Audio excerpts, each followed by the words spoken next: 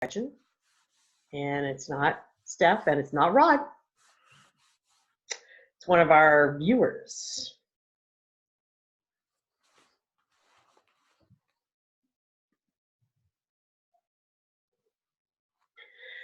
So I'm going to try and share it off on my computer, we decided, Rod, because we have a lot of videos that we have inserted here. Yeah, the audio is all set on them now. You don't want to close that up. It's perfect. Yeah, and so we're just going to all share from here. So I can't see if there's anybody else logged on here, is there? Yeah, there are 10 altogether, so you got about 6 guests in. Okay, I'll behave myself now. Are you doing any group discussions today? Did Team call you? No, I haven't heard. Oh. Teen was going to call you because we were not going to do a breakout session like normal. We wanted the folks to be able to, basically, we either want them to go into a breakout room by themselves, like have some independent work time by themselves, or just be able to pause the meeting and bring them back. Okay, so I'm not sure I understand. So you want them to be able to say, hey, I'm going to go in this little meeting room? Well, not necessarily a meeting room. All they're going to do is be by themselves. Like, we're going to give them a few minutes to just go and work on something and come back. Oh, okay, that's cool. So I don't know, like, what's the best way to do that? Just pause the meeting? Yeah, we'll just say, see you back here. Do you have a timer you could put on? Yeah, we've got a timer on the slide. That's why I didn't get a hold of you, Rod, because I think we just we can just leave the session running. I've seen you edit it out. You've edited out portions like when we do the breakout session. So we're just, instead of breaking out, we're just going to break off to go do some work. And then we're going to come back together. We've got an 8-minute timer up. Awesome. And then that's our intent today. I really like that idea. We'll see how it goes. We're iterating in public. Yes. Learning in public. It's a good way to be. Mm-hmm. So while we're waiting, folks, we're just going to go back to last week's session in math. So this is an example of a which one doesn't belong. And it's a great way to get the conversation started at the beginning of your math class. It's a great entry point for everyone. There's no wrong answer, as long as you can back up your thinking with an explanation. So we're asking you to use the annotation tool on your screen and just mark in which one you think doesn't belong and share your thinking in the chat. Or you can log on with the mic. We'll take a couple minutes to work on that.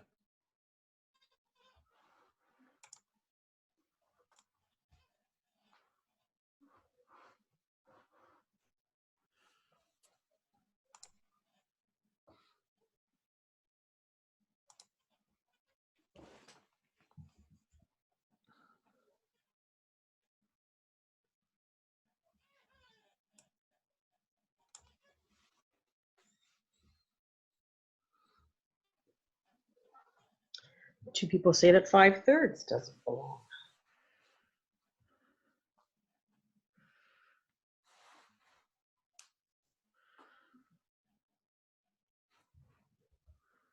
So to annotate questions coming in, you go up to View Options at the top of the screen, and then choose Annotate, and you'll get a little menu bar that will allow you to draw or type. Is that only on a PC, Rod, or is Oh, on an iPad, if you tap the screen, I believe you get a little pencil tool, and that might be in the lower left-hand corner if memory serves. But if you click that, it'll give you a couple different options. It's on mine. It says Denise's screen with a little pencil with a blue circle. Perfect. Oh, and Rod, the using the space bar to unmute and mute yourself doesn't work on an iPad keyboard. Well, thanks for that. I'm glad you checked that out. I know we were asking at that last meeting, you were going to try that. That's great. Okay, so I wonder if there is a simple, I'm going to investigate that. You give me a little bit of homework. I'm going to see if other people have it.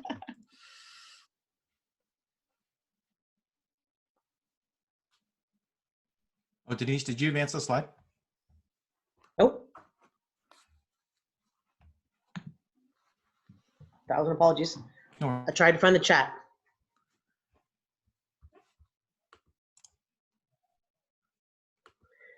Somebody's picked 2/5. I'm going to go 1/2 since nobody picked it. Well, I picked 2/10 since nobody picked it, but I can't access the chat, I guess, once I'm sharing my screen. Makes sense. So I picked 2/10 because that is the only one that has 2 even numbers in it. You picked 1/2, team? I said 1/2. I said the first one that jumps out to me is like what everyone else kind of, a lot of people other picked was that 5/3, the improper fraction. But then I looked at 1/2, and the way that I see it differently, or why it wouldn't belong, would be that it's the only one that's a unit fraction. Oh. You have one of the pieces. Mm-hmm. I like that. So we can come back to that one if people want to keep going with that one. Again, this is just from a Which One Doesn't Belong. It's a website that has a variety of activities you can choose. This one's on fractions. They have it on shapes, graphs, charts, numbers, decimals, percents, 3D shapes. Lots I think it's of, a great. Go ahead. I think it's a great tool as well because it's so flexible. Is that you can use this in an asynchronous way where students are, they can comment kind of on their own pacing, or we can do it like we've done here in a synchronous setting where we're looking for chat. Mm-hmm. I think we're gonna get started, team. Jeff just got a question here. Can students annotate in Google Meet? So Jeff, you're asking, just to clarify, you're asking that, so when we're screen sharing, can students annotate on that same screen?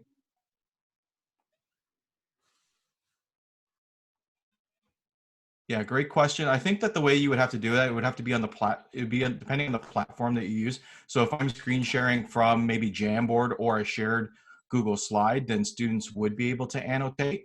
But if you're simply screen sharing, then I don't think that would be possible. Okay, great job. So I'm just gonna have to clear my screen here before I can move on to the next one. And here we go.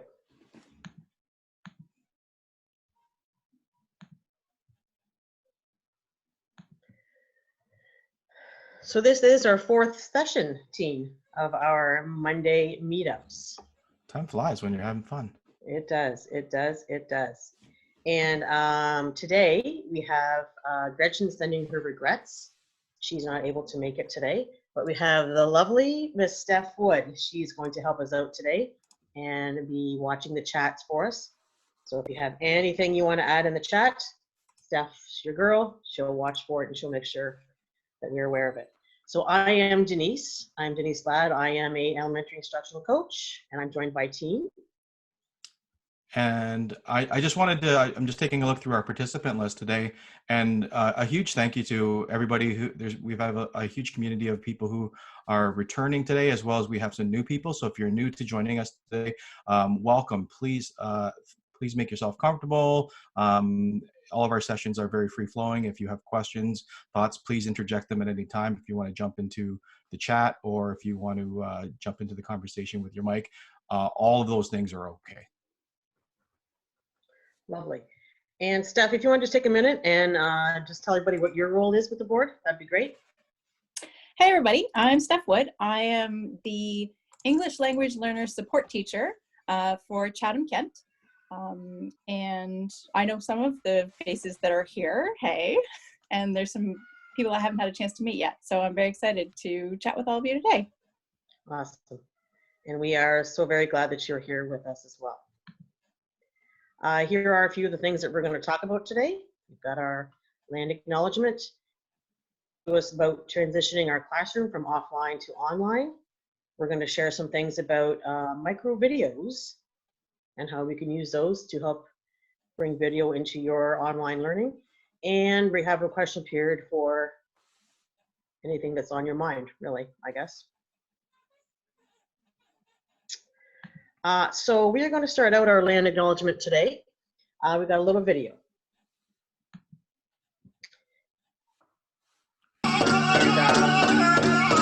And, you our land acknowledgements, we are sharing all kinds of local stories. Today we're sharing a video of a dance from the local powwow. The powwow actually originated in one of the Algonquin nations in the Northeast. The meaning comes from a clearing ritual. Powwow loosely translates into medicine. It is now considered as a time for gathering, celebrate, dancing, singing, and honoring the traditions of its ancestors.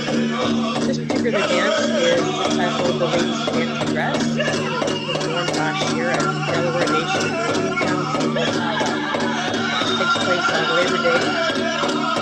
Just some information about it. So the fancy dress regalia the ladies are wearing, often colorful, includes elaborate beadwork and other decorations. Sometimes they put bells, feathers, or spinners on their regalia to further enhance their physical.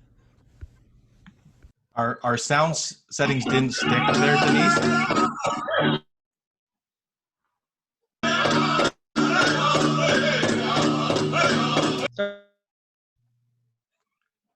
Our sound settings didn't stick there, Denise. Can you share the land acknowledgement one more time, please? I can't hear a thing, team.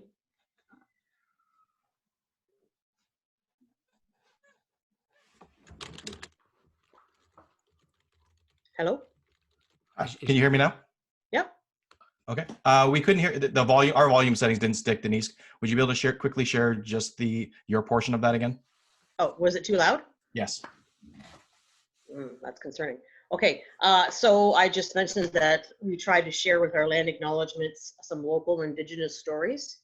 And this was a video of the local powwow at Delaware on the Moravian town. And they have a powwow every Labor Day. This particular dance was called Ladies Fancy Dress. And it involves colorful, elaborate regalia.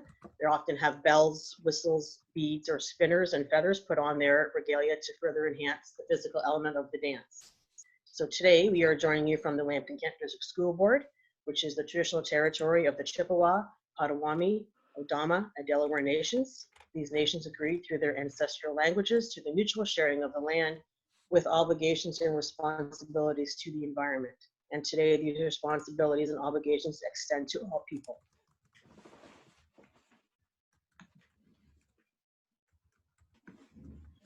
Okay. Thank you, Denise.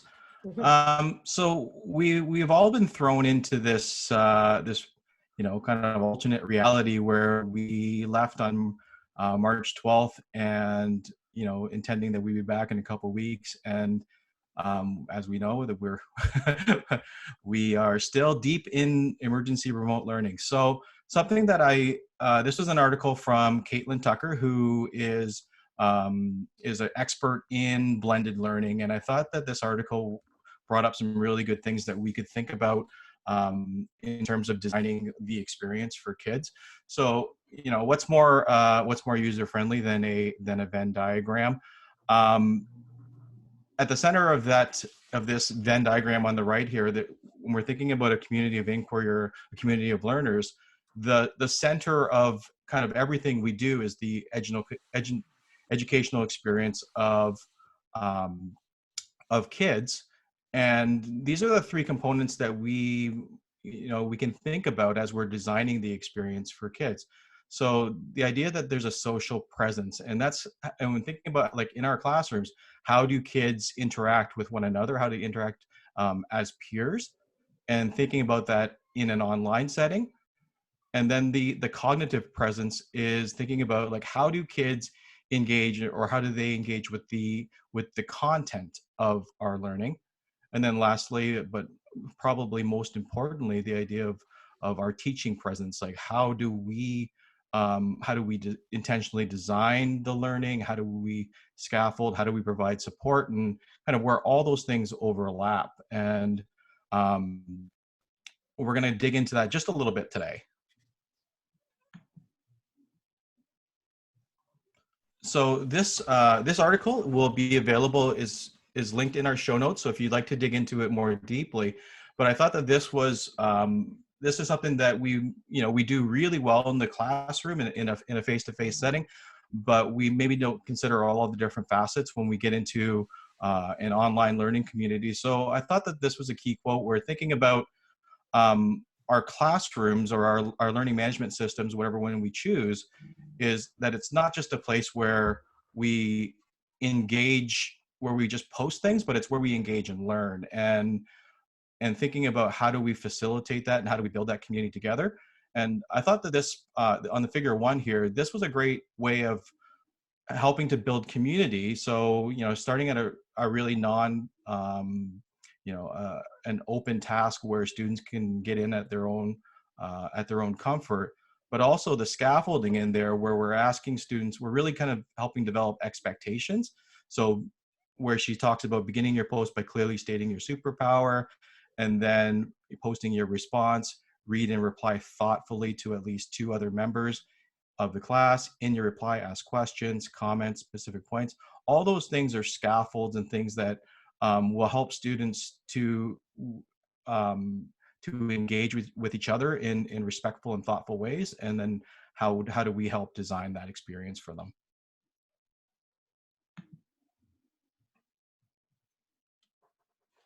This is, I thought, was a really useful kind of 1-page graphic of, we do a lot of really complex things in the classroom, and then part of what we're trying to figure out, and all of us are trying to do, is how do we take those really great things that we do in a classroom, and then how do we achieve the same objectives with online tools? So for example, here, if we're looking at something, where we're doing direct instruction, and we're trying to transfer information or explain a complex topic, then the best tool for that might be using a screencastify or recording a screencast to be able to demonstrate that to students. Or if we're thinking about modeling, like how do we do that? If we're going to model Think Aloud, so maybe we do a screencastify over a text and we kind of model our thinking aloud, or maybe with a math problem, just like we would do in the classroom, but in an online setting. Or thinking about,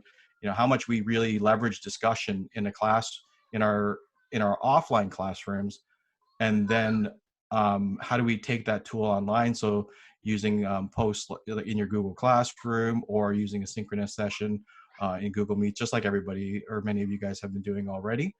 But then we kind of talked about how do we engage students in academic conversation about a podcast or a video, and that's kind of what we're going to get into a little bit more deeply today. I think this is a great point, team, because there's a lot of great things that we can do in the classroom, and this article is really good at sharing with us ways that we can take some of those great ideas and just modify them a little bit, and we can bring those great teaching tools to the online learning for the students.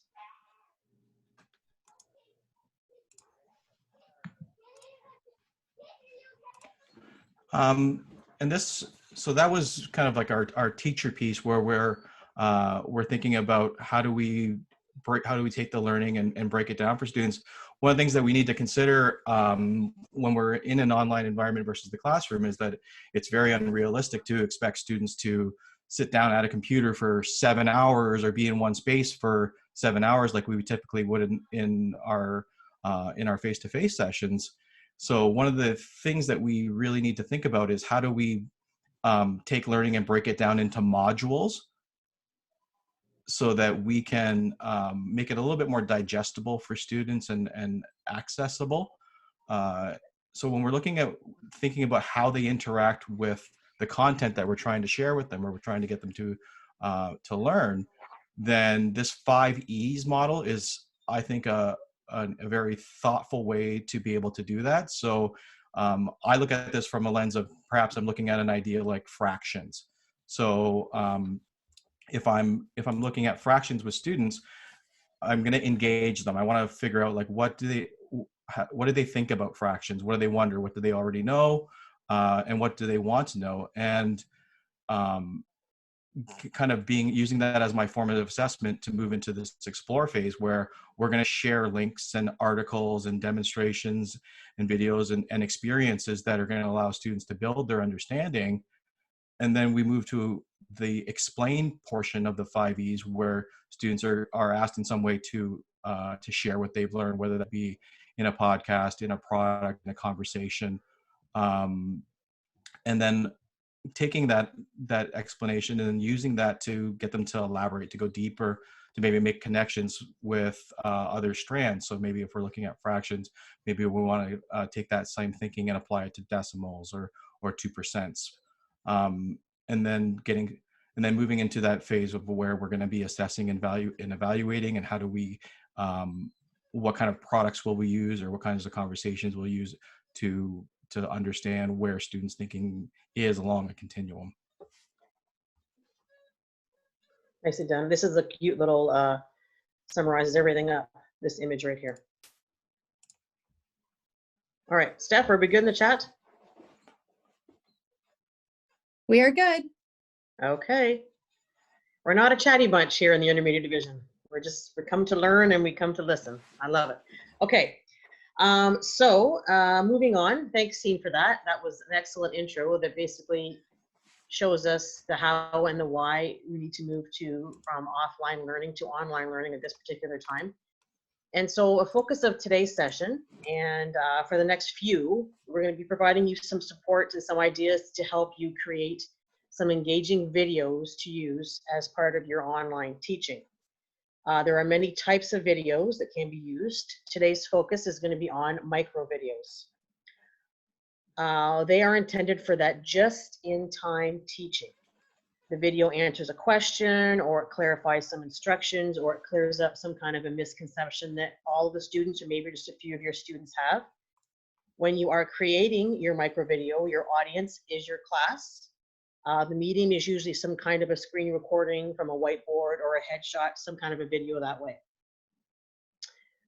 Your content is usually driven by your learners. You're answering the question. There are various ways to make micro videos, but they're meant to be very quick. They're kind of disposable videos. You don't keep them around for long. And there's not a huge production value associated with them. You're not going in and editing them. You should not be spending a lot of time making your micro videos.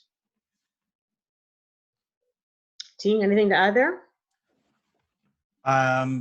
No, I think just like that really big idea that it's designed to really kind of be just in time usages, like where we can quickly respond to students' thinking. Mm-hmm. Yeah, and we're going to show some examples here of kind of more of what we're talking about there. So that was the what is a micro video. This is gonna the how. And basically, like we said already, there's not a lot of production here. You can do a screen recording if you're on your iPad, Screencastify if you're on your laptop. You can do some headshot videos. There's iMovies, there's clips. There's just simply your camera app on your phone, or there's whiteboard videos on Notes, Keynote, Seesaw, Whiteboard, Show Me. All kinds of apps like that. On the next couple slides, we thought if anybody's not familiar with how to do a screen recording on your iPad, it's pretty easy to get set up, and it actually is such a lifesaver when you have videos that don't like to save to your drive, or you're having a hard time getting them to save anywhere on your phone or your iPad. So you simply go to your settings. You go down to under General where it says Control Center. You click on that. Your next screen shows you in step 2. Once you're in settings and you hit Control Center, it comes up to Customize Controls. You click on that.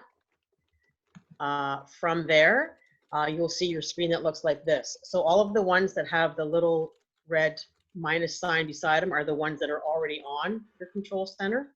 The ones that have the green add signs or plus signs, you click on those and they'll be added to your Control Center. So as you can see, I have screen recording on my Control Center, and that's the little icon that will be associated with it. From there, this is the next screenshot of what happens. So you've, on the newer iPads, you pull down from the top right corner, you swipe down, and this is what comes up. So you are probably all familiar with this. You can get the Wi-Fi, the AirDrop, your flashlight. This little button right here, this is your screen record button. If you just push it and let it go, it will screen record the video that's being shown on your iPad, but not the audio. If you want the audio option to come up too, you press and hold for a second or two that button, and then this is what pops up. So you'll see down here where you have screen recording, and down here you have this button that says microphone on. Default is always microphone off. So if you actually want your microphone on, you have to push that button and then it turns red, and this is what it looks like.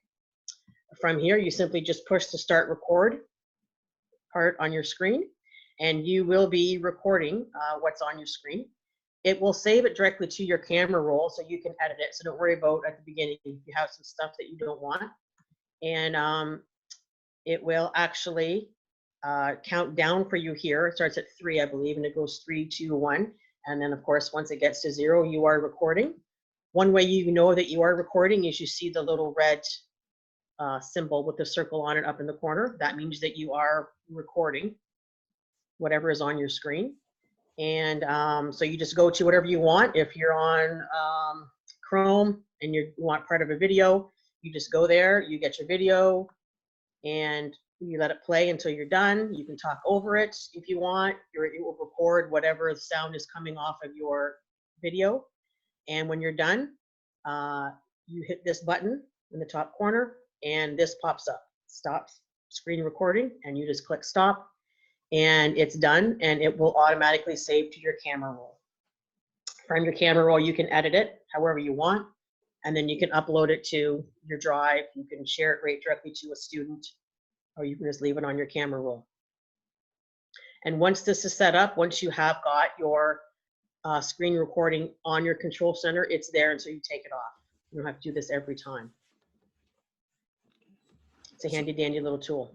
It's magic. I find myself using it all the time. And I think that the one thing that you kind of highlighted there that often not everybody's familiar with is that you can record yourself or the microphone as well. So it's some secret voodoo there.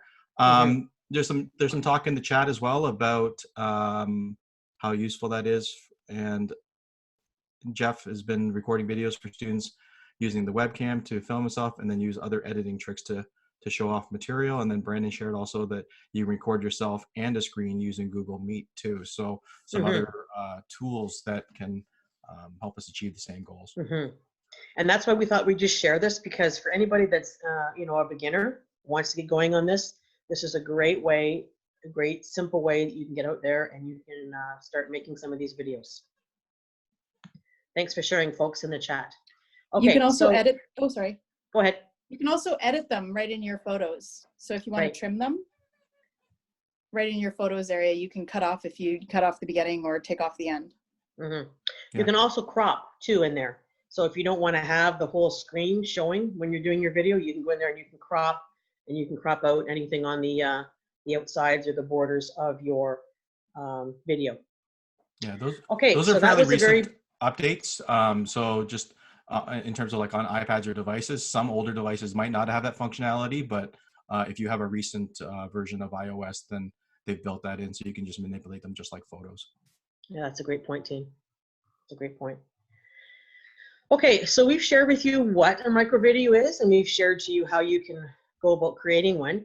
So what we're going to show you now is some whys, or why would you want to use a micro video in your online learning. So we have a couple examples we're going to share with you. Just a moment before we jump into that, I want to address Lindsay's point here in the chat, where yes, when we're dealing with media or video, that is one of the additional challenges, that the file sizes are larger and just uploading takes a long time. Lindsay, I feel the same pain. I have my upload speed here is 0.93 megabits, which is really, really slow. So the only tips and tricks I can offer at this point are sometimes what I'll do is if it's short and I know that I'm not going to consume too much data, I'll upload it from my phone over LTE, or what I will do sometimes is I'll run over to the school, which I know has faster internet, so I'll connect over there. If you know of facilities like, sometimes McDonald's or wherever has faster. So what I'll do is I'll kind of like batch everything together. I'll run over there, upload it. I know it's not the most convenient, and it definitely is a real challenge. We do what we got to do, though, don't we? Yeah. Well, so we're all gonna have to petition all of our leaders to make sure that we get our internet infrastructure improved everywhere. Yeah, so that's a good point, Jeff, is that we can also you can also adjust the quality. So if you're recording in like 4K, then those file sizes are going to be quite a bit larger. So you might want to just reduce your video size down to like 720 or something like that, which you can do in the camera settings on your phone or on your iPad. So one of the, we're just going to move on to our next portion here, where we're looking at, so with everything that we do in the classroom, it's really contingent on how intentional we are. So when we're looking at micro video, we still want to have that lens of being really intentional why we chose this video for these students today. Where in the learning are they? So this is an example from Graham Fletcher, and of a provocation. So one of the ways that you can use micro video is to provoke, and in this case, we're really trying to get kids interested, asking questions, wondering. If you can get an emotional response from kids, that's always going to be something that helps solidify memory for people. So this one is just kind of, it's visually interesting. And then when we're looking at these questions, I would probably present the kids kind of scaffolded. I'd show them, I'd ask them first, like maybe notice, what do you notice and wonder? Watch it through one time before I actually kind of got into the content piece of it. And then I'd watch it again and say, okay, so now, like, we're hoping that students would ask, how many times does she jump? And then we might say, how many times do you think she'll jump in 30 seconds? And then we can watch the video again. So here's the video.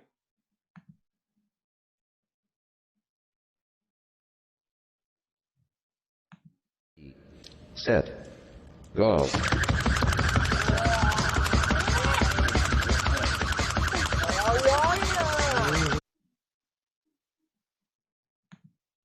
Just for, was that too loud, Teen, or was that okay? No, that was fine. That was fine. Okay. So we'll put all of these videos that we shared today in the shared drive, and which will be linked up in our show notes as well. So anything that we share, for those of you that are new to our sessions, anything that we share we reference, we'll put into the show notes, so you don't need to worry about taking notes or writing down links. All of that will be taken care of for you. Okay. And the next example of a micro video is for demonstration purposes. This might be where you just want to demonstrate how to do an exercise. Maybe you're demonstrating how to function safely in a science lab. It's just a quick little video that you put out there so that it demonstrates to the students the how to do something. And again, this one was just done on a camera roll. This is actually, so this is my son, Grayson. He had to do a little video actually for his team that he plays hockey for, and this is what he did. Hey Spitz fans, Grayson Ladd here, number 3 defenseman. Hope you guys are staying safe during these tough times and enjoying some family time. Here's a quick little exercise I like to do to keep myself active. They're called up-down planks.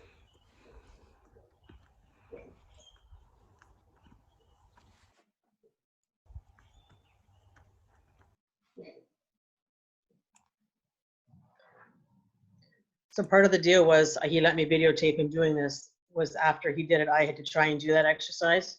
I am not going to tell you what it looked like. I made sure there were no cameras on, and I am not even going to tell you how many I could do, or a fraction of how many I could do. And we'll just leave it at that. But again, this is a great demonstration purpose for how you can very quickly get a message out to a group of students, select students, any way you want to do it. I think we have another demonstration here. This one was, so if I've noticed that there's a student or two that is having trouble on using a specific strategy or modeling how they could write something out, this is another example of a demonstration that you could very quickly put together. This was done with the whiteboard app Show Me, and it has a screen record action already on it. I just hit the button and screen recorded. I'll show you a little demonstration of this. going to very quickly show you how to use the box method to answer this question. So from the question, we can see that it's going to be 82 times 53. We break 82 down into 80 and a 2, break 53 down into 50 and a 3. In each box, we simply multiply. So 80 times 50 is 8 times 5, only it's 100 times bigger. 2 times 50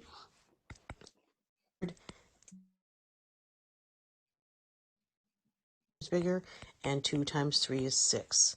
Now what we have to do is we have to simply add up all of our totals. So we have 100 plus 240 is going to be 340, plus 6 is 346, plus our 4,000. So the answer is 4,346. So again, I definitely wouldn't use micro video for teaching any kind of a new content. This is just a way to review or reinforce a concept that's already been taught. And if you're noticing that there's a couple of students that need a little brush up on it, or they're having problems knowing how to organize it in written work, this might be a method that you choose. Brandon sharing in the chat that in Seesaw, they use video and drawing features to show examples of how to do things. And I think that that's a key point that we should address is that, you know, is that most people, you're already doing this. This was Right. something that we felt was really accessible because a lot of you will already have lots of examples of micro videos, maybe just not by name. Mm-hmm. Here is the next example. Making connections. So this is, so one of the ways that we can help facilitate and build relationships is also with parents. So we thought that a micro video would be a great way to sort of share with parents. So a celebration of something that a student has achieved, or a classroom celebration as a way to connect with them as well. So this is a very brief one, but it has a lot of very meaningful impact, I think. Oh, that's nice. Apparently we're not going to show that one.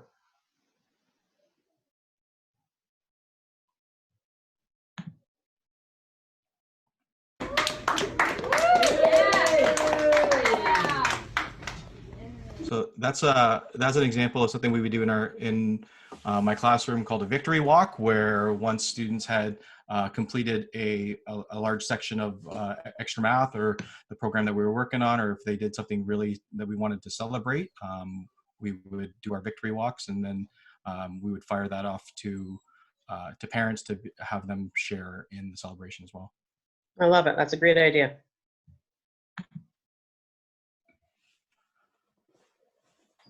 So one of the key aspects that we always kind of want to keep in mind when we're providing feedback to students is that, you know, when we give feedback to students, the purpose of that is that so they can act upon it. And the more immediate we can make that feedback, the easier it's for them to act upon. And so here's an example where we're working on shooting a basketball. So this is where you can use some of the features from your iPad or from your phone.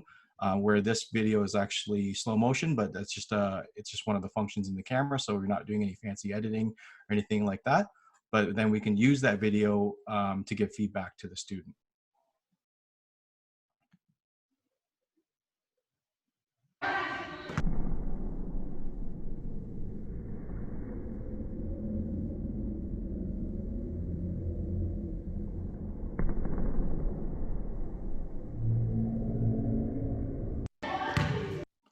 So maybe that next piece of feedback I'm going to give that student is, I want you to keep your left hand on the ball just a little bit longer before you release it at the top of your shot. Great point. Another great affordance of video is that it's just a lot easier to explain complicated things. So I know many of you guys have tried to show students how to do triple jump come track and field time, and just how difficult that can be when we're just giving it those instructions verbally, versus where in this example here, we could actually show them what it looks like, show them how they're doing it, and then give some actionable feedback based on what they're doing. Again, I think this one is slow-mo, isn't it, team? Yeah.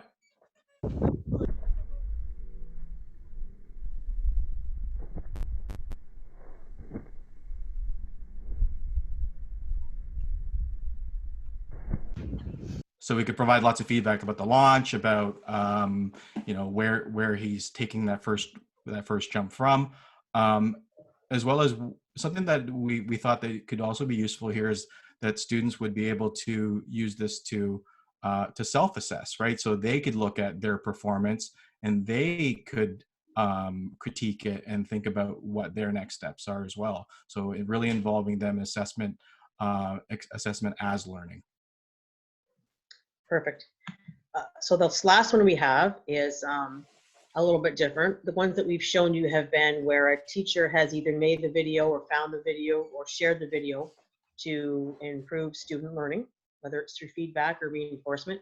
This particular video is student created, and it's created based on a little bit of a project or a task that they have to do. So this student has a video and they've narrated over their video. Maybe we'll play it first, T, and then we'll talk about it afterwards. Sound like a plan? Yeah, go ahead. This is Sunny and Colton. They are Anishinaabe from Buketjunong territory. They like to dance in the powwow. Colton is a grass dancer. He is learning to dance from his friend Ojig.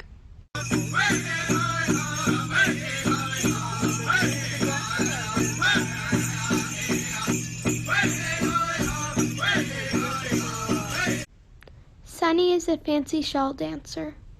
Fancy shawl dancing looks like a butterfly flying from flower to flower.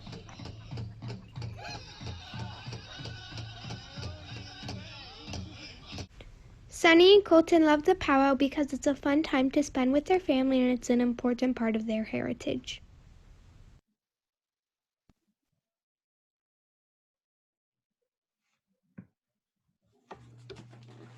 Okay, so from that, this is kind of like a demonstration of what this child has learned or what this child can show about her dance and some research that she's done. So we could use this as a formal assessment. We could use this as a midpoint check-in where we might give her some feedback and ask, maybe you could go and find some more connections to your heritage. Maybe you could find out some more information on powwows and First Nations communities in your area. Another way that you could use a micro video such as this is think about your KWL charts that you use in class. You know, you might want to just start out with having students create an audio of what they already know about a topic, what they wonder about a topic, and what they hope to learn from a topic. It also links really nicely into what we discussed earlier about that cognitive presence and those 5 E's. So what the students done here is they've explained what their current thinking is and what their current knowledge about this topic is. And in this case, it's from an Indigenous lens, but this can also apply to any other lens from a language or math or social studies lens. But also from there, what we can do as the facilitators of learning is that we can now ask them to elaborate and to deepen their understanding. So based on what they've given us, we can respond with questions like, you know, tell us more about grass dancing, tell us more about those different topics that she's brought up in her videos, or like, what has she omitted that is important that we'd like her to dig into as her next step for learning. Mm-hmm. Excellent points. Okay, how's the chat doing, Steph, before we go on?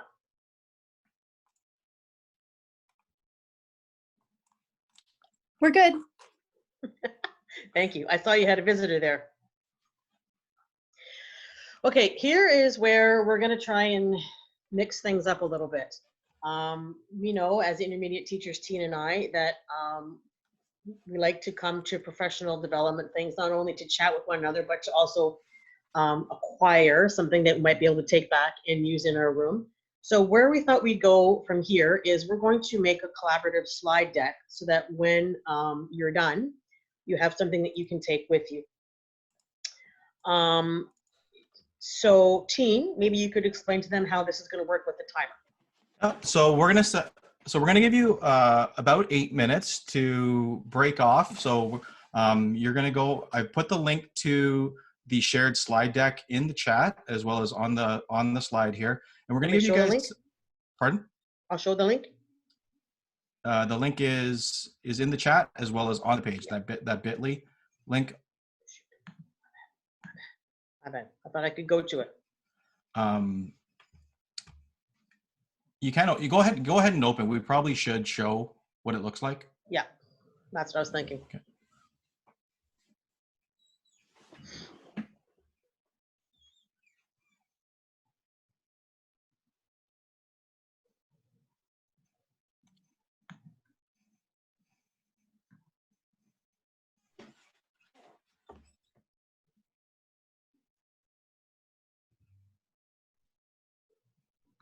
Being a little pokey. Okay, there we go. So this is our shared slide deck that everybody has access to edit. And what we've done today is we've compiled some micro videos, and what we'd like you to do is pick one or two, take a look at the videos, watch them, and then each one has a text box on the right hand side where we'd like you to share an idea about how that video could be used, or a writing prompt that you think would kind of get kids excited about doing something with this text. So there's a whole bunch of them there. If it's easy for you to duplicate a slide, go ahead and do so. If you want to just work on the slide that's existing collaboratively, that's fine as well. So whatever is going to be easiest for you on your end and with the technology that you're using. Right. You notice to the right, there's idea or prompt. We can just put multiple ones in there with bullets. Steve and I will take the time and organize it later.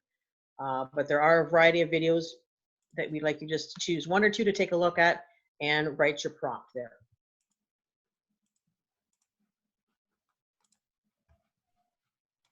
So we'll give you some time to go to, well, we're going to break off at this point to give everybody a chance to take a look and to work through that a little bit. And we're going to come back together in about 8 minutes. Right, so if they want to just mute their microphones and if they want to mute their videos, we'll have the timer going. See everybody in 8 minutes.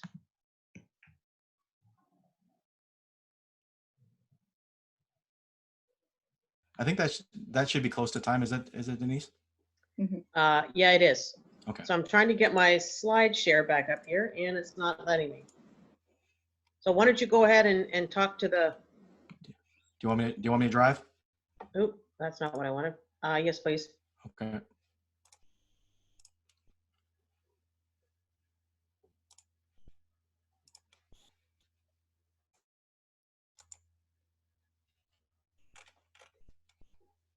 Can everybody see all right?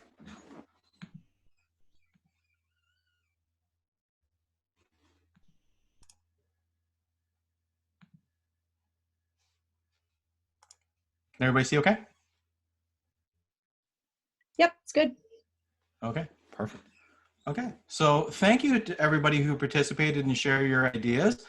Our hope is to each week to give you something that you can take back and use immediately with your students. So here's some of the great ideas that have been shared on our slide deck. So the idea of perspective, what do you notice and wonder? So it looks like a lot of ideas around a provocation. So science. So I noticed nice a lot of science connection. when I was going through it. Yeah, if you ever see this in the woods, it actually makes a delicious pesto. It's garlic mustard. It is edible, and it's an invasive species. So like there is a big movement called get rid of them by eating them. So so some nice ideas there around. I like the idea of a virtual tour. Yes. Notice and wonder, what is dominant? What makes you think that? Some research about bird hierarchies in the wild, some biodiversity ideas there.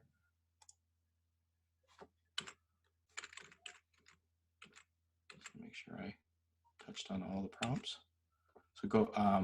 So this is something that we can do very shortly this week, because now a lot of the conservation areas and provincial parks have reopened. So go for a nature walk, do some journaling.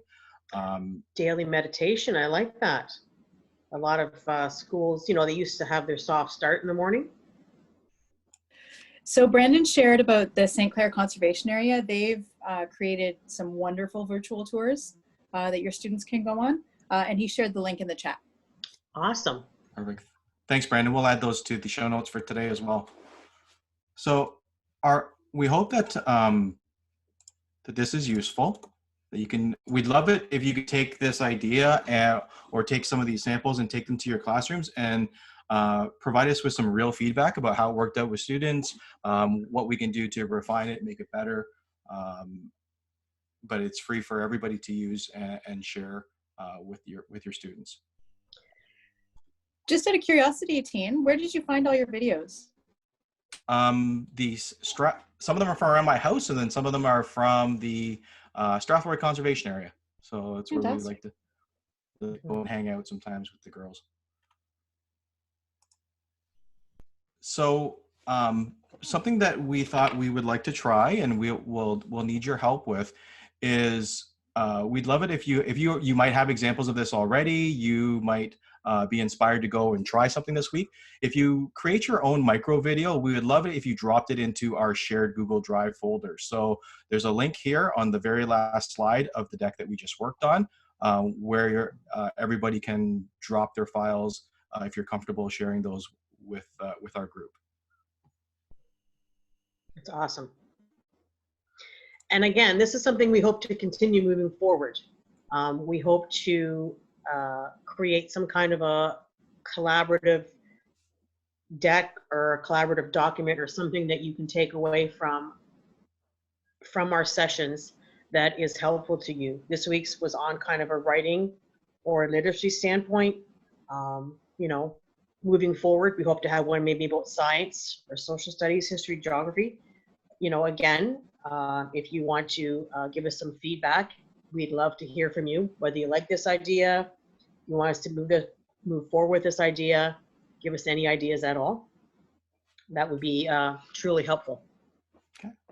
So we're coming up on 2:55. We want to be mindful of the time and respect everybody's time because we know it's very valuable. Just before we begin closing, we do want to give an opportunity to have a little bit of an open chat. Is just if there's anything that's really kind of pressing on your mind that you would like to explore in a group setting, please go ahead and share that in the chat. If you tried something new that you'd like to share, if you have a resource that you feel would be beneficial to our group here, if just things that are going on with families and students that we should be thinking about right now, just thoughts, questions, wonderings around report cards. That's something that we think that we will need to think about as we start our next session, because next Monday is a holiday, so we will not be joining you next Monday, but the Monday following, and that's going to take us pretty deep into May. So everyone's going to kind of have report cards on their minds. For sure, that'll be May the 25th, the next time we're together again. Right.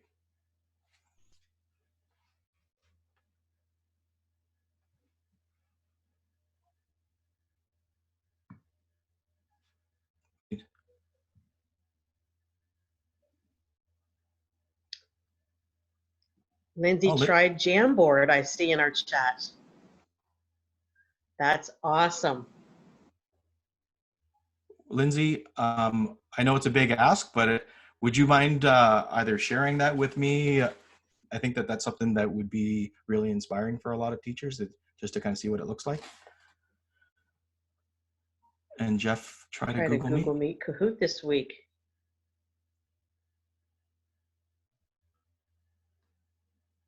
So I guess the key question is, Jeff, would you do it again? Did it work? Jen says it was an epic fail. She tried to Google Meet Kahoot too. Experience is what you get when you don't get what you want. Awesome. Sandra tried to Google Meet Kahoot too. Interesting. Okay, so thank you for sharing. We may reach out to some of you to dig in a little bit deeper and come back, and maybe something that's try in a future session, so that other teachers could see how kind of it works and what are some Sure. of the things that we need to think about if we use a Kahoot with our students.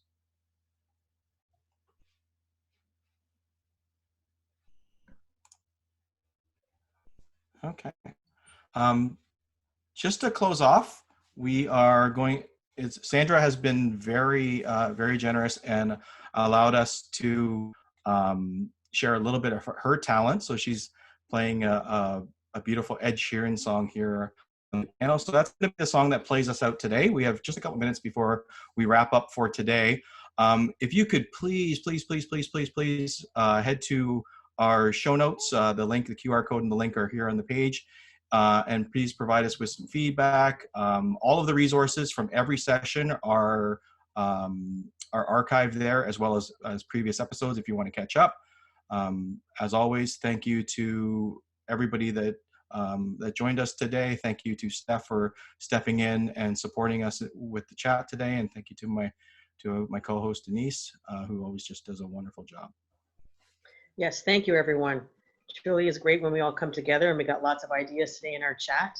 Thanks, Steph, for pitching in and helping us out. And again, folks, don't forget our Bitly. We organize our show notes by session, so even if you missed the last one, don't worry. All the great stuff is there, and so is that feedback form for every week. Let's listen to Sandra on the way out. Thank you, Sandra.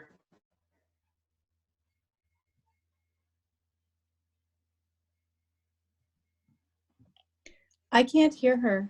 Yeah, I can't hear her either, team.